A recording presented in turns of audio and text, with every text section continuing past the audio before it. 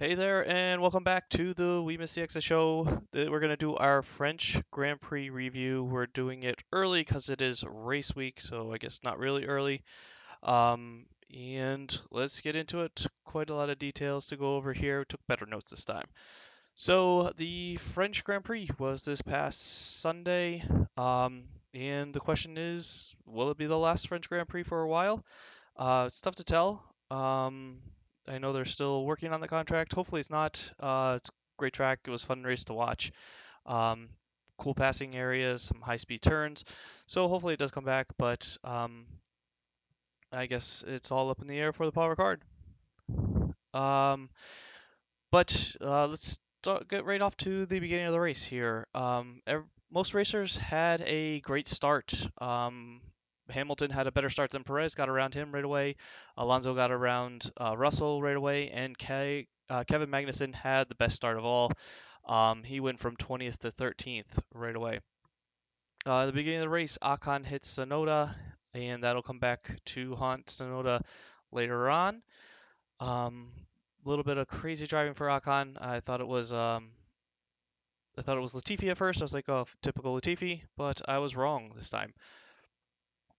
Leclair obviously had the pole, and so he was in the lead right from the beginning. Verstappen was pushing him right through lap six.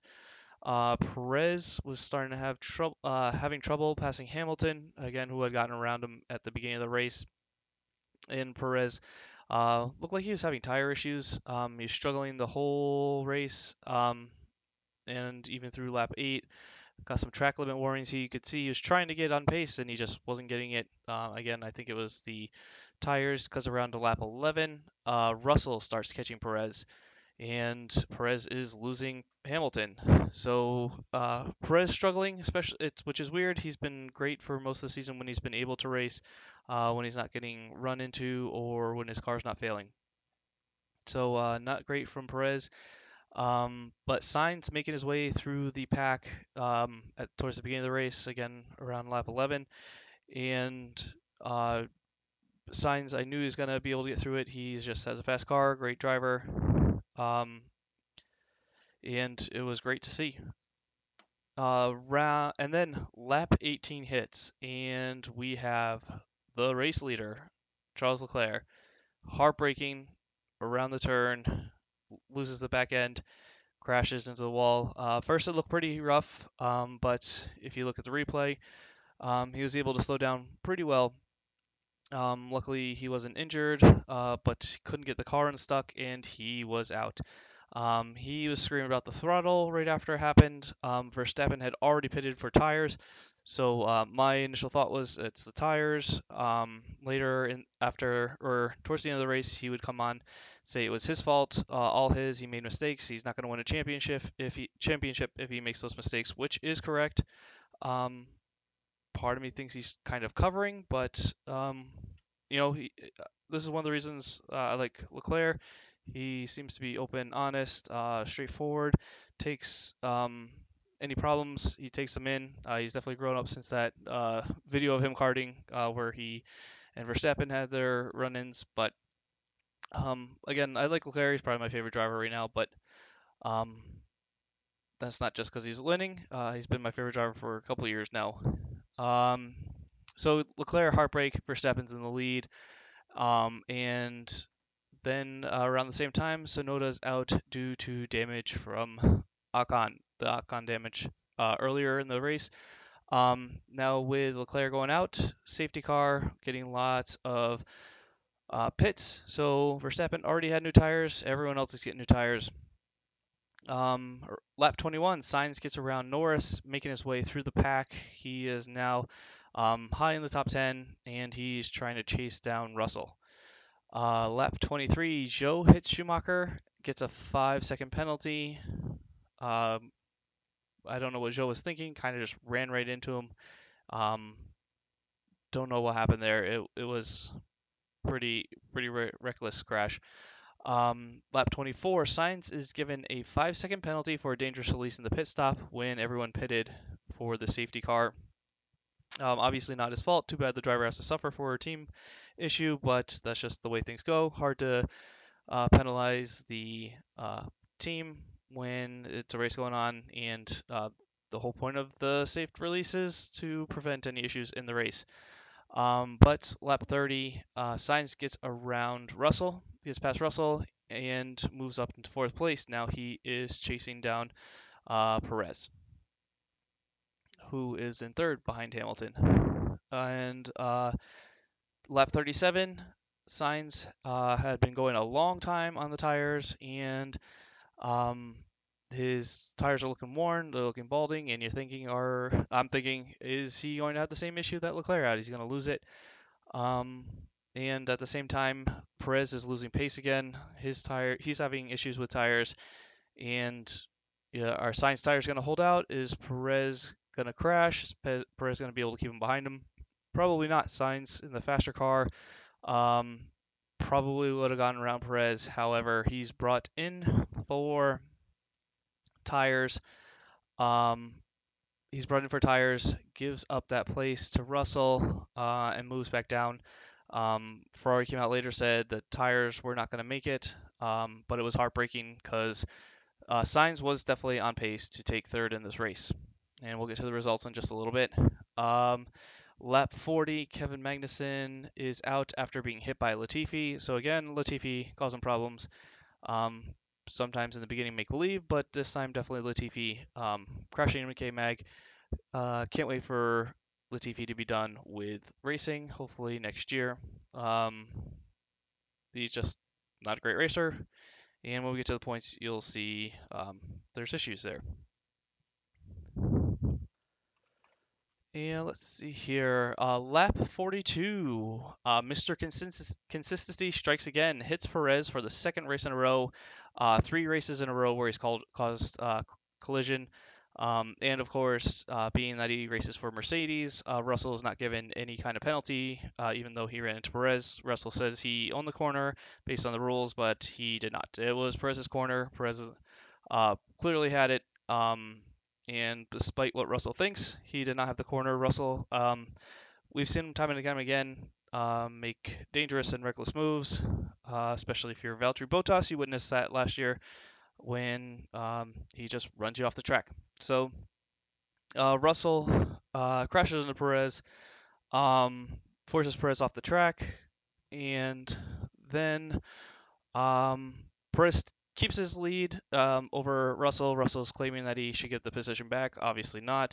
FIA says no investigation necessary. Again, Russell, for some reason, is not given any kind of penalty for running into Perez. And then virtual safety car comes out, and on lap 50, the FIA sabotages Perez's virtual safety car release, and he unfortunately goes down to Russell. Russell gets past him, moves up into third. Perez down to fourth. Perez definitely could have held him off for the rest of the race. We've seen him hold off Hamilton, who's a much better driver than Russell. And Perez, you could see him chasing down Russell. One more lap, he probably would have passed him. It was just very unfortunate that the FIA caused these issues and caused Perez podium and caused loss of points. Really sad that they had to step in and do that, especially since Russell should have been given a penalty for causing the collision with Perez. So, on to the results. Like I said, Max Verstappen wins the race. Hamilton gets P2, gets in second, and rounding out the podium is Mr. Consistency there in his car. Perez ended up in fourth. Again, I don't think he should have. I think he should be awarded third place.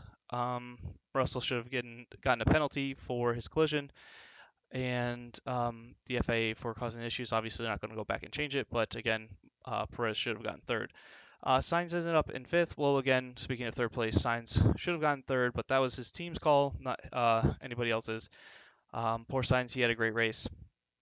Alonso ended up in sixth, getting around Norris. Norris ended up in seventh, Ocon in eighth, and Ricciardo in ninth. Ricciardo picking up some points here, good to see.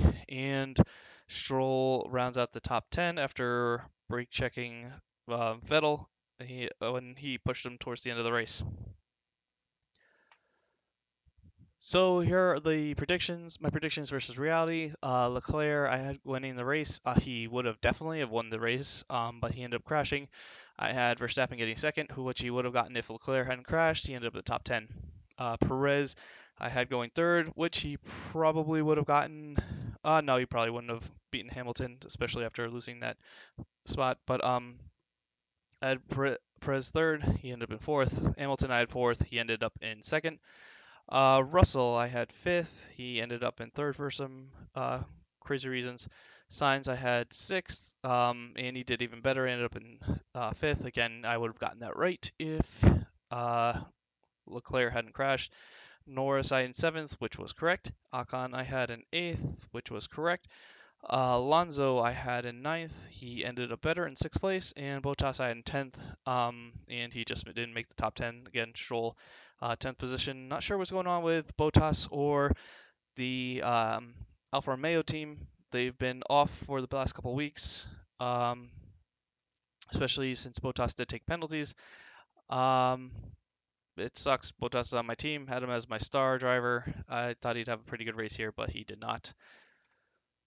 My driver of the day he was the race winner, Max Verstappen. Obviously, Sainz was a close second, the way he fought through the pack, but again, I predicted he would.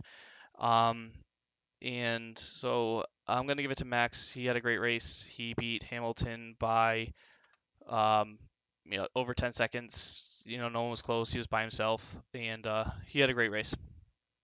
So the driver standings after the French Grand Prix. Max Verstappen is in first with 233 points. Leclerc is in second with 170. Perez is in third with 163. Sainz is in fourth with 144. Russell in fifth with 143. Hamilton in sixth with 127. Norris in seventh with 70.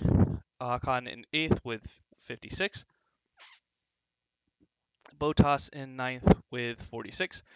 Alonso in 10th with 37. Kevin Magnussen in 11th with 22. Ricciardo's in 12th with 19. Gasly's in 13th with 16. Vettel's in 14th with 15 points. Schumacher's in 15th with 12 points. Tsunoda's in 16th with 11 points. Zhou is in 17th with 5 points. Lance Stroll is in 18th with 4 points. Albon is in 19th with 3 points. And Latifi is in 21st. First, again, he still has no points. Sorry, a lot of talking here. Lance Stroll moves up into 18th place, picking up 1 point after, again, he brake checked Vettel and took 10th place. But other than that, no movement. However, Russell is now 1 point behind Sainz. So Ferrari's got to figure out their car because those Mercedes are not failing. Ferrari, Red Bull have both had failures. Mercedes has not. And if Sainz wants to stay in the top four or move his way up in the top three, he needs to Ferrari to get their stuff figured out. Constructors Championships. Red Bull is in first with 396. Ferrari's in second with 314. Mercedes in third with 270. They are catching up to Ferrari. Alpine is now in fourth with 93. They have passed McLaren, who's now in fifth with 89. Alfa Romeo is in sixth with 51. Haas is in seventh with 34. AlphaTauri is in 8th with 27, and Aston Martin is in ninth with 19. And finally, Williams is in 3rd with 3 points. Next race, again, is this weekend. It's the last race before the summer break. It is the Hungaroring, and it again is going to be the Saturday, the 31st. I will be away, so we're not doing our preview. We will do a review when I get back. So sadly, you will be missing out on my preview before the race. This has been the We Miss the Exit show. Thank you for watching our French Grand Prix review. And don't forget to like and subscribe. You can find us on Twitter at We Miss the Exit. Again, thanks for watching. Have a great day.